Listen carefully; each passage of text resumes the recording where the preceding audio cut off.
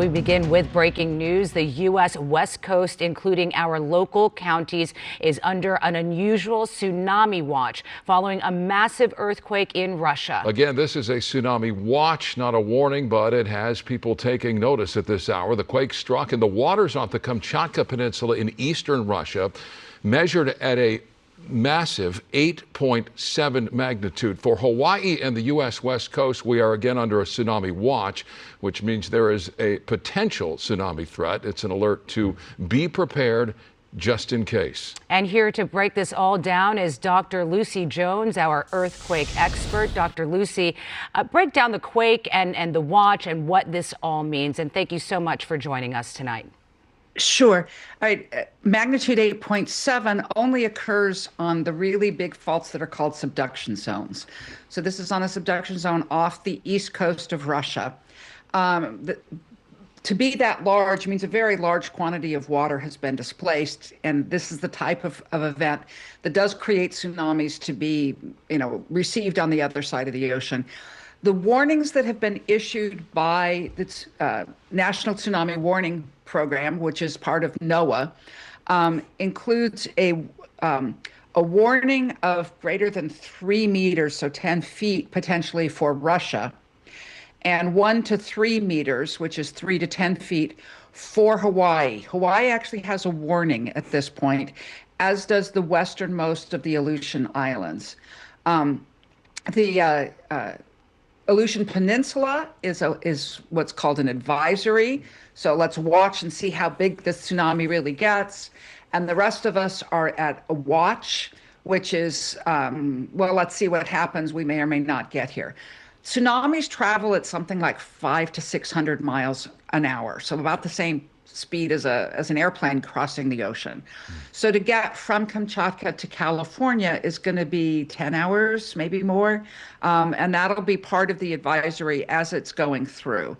I have seen that the Hawaii warning suggests that it'll reach Hawaii at about 7:15 Hawaiian time, which is 10:15 p.m. here. And of course, then it would have to keep on coming out to us. So, Dr. Jones, the quake was centered sub 160 miles from Hokkaido, which would be the northernmost big island of Japan. And according to local news reports there in Japan, it was felt in Hokkaido only slightly.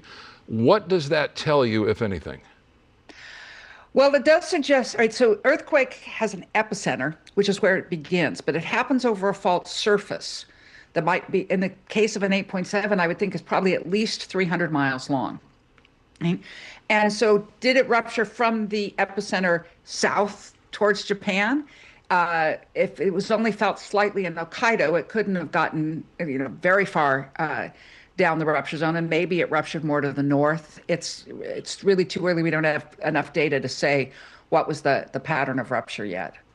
But the USGS also creates something called PAGER, which is a rapid assessment of the potential losses in an earthquake based on these things I was just saying to you. If it's an 8.7, it's at least 300 miles long. Well, those are standard relationships that we know are true for the different types of earthquakes, and therefore we can estimate what the shaking level would be at different locations and compare that to population. And that's what PAGER has done. And the PAGER assessment right now, of course, data can change, but right now they're saying probably at least $10 billion in losses, economic losses from this, with likely fatalities between 10 and 100 people. Wow. And that's not based on any information from the site itself. It's solely on what we know about the characteristics of earthquakes. Right. And so, we have here, as you mentioned, a watch, not a warning, here in California and up and down the coast, the West Coast here. But there are obviously vulnerable communities like Malibu, Santa Monica, Venice, Long Beach, the South Bay. I could go on. But, how vulnerable are these communities, even if it's going to come 10 hours later? Not too bad, because the most likely approach, and we'll get more information as this develops, is that the actual amount of water to get in here is going to be not that, by the time it travels all the way over. And the good news in California is we have a lot of cliffs. So if you have a 1 meter tsunami, that means if you're more than 1 meter above sea level, which is only 3 feet, you're not going to get hit, right? And I do believe, I haven't seen it yet. I was just trying to check really quickly. The forecast would be that the amount of water actually rising up by the time you get here is going to be very small. For Hawaii, they're saying 1 to 3 meters. So that's 3 to 10 feet. That's more noticeable. But even think, what's 10 feet above sea level, right? Even at 10 feet, you maybe get to Lincoln Boulevard, and there's extremely unlikely that it would be that high here. We'll have to wait and see what develops over the next 5 hours. They'll get a lot more information as things are recorded. They have deep water buoys where they can measure what the actual size is, and that information will help you refine the message by quite a bit. But we've done modeling for what a big tsunami coming into Southern California would be. When I was with the U.S. Geological Survey, we created something called the Safer Tsunami Scenario.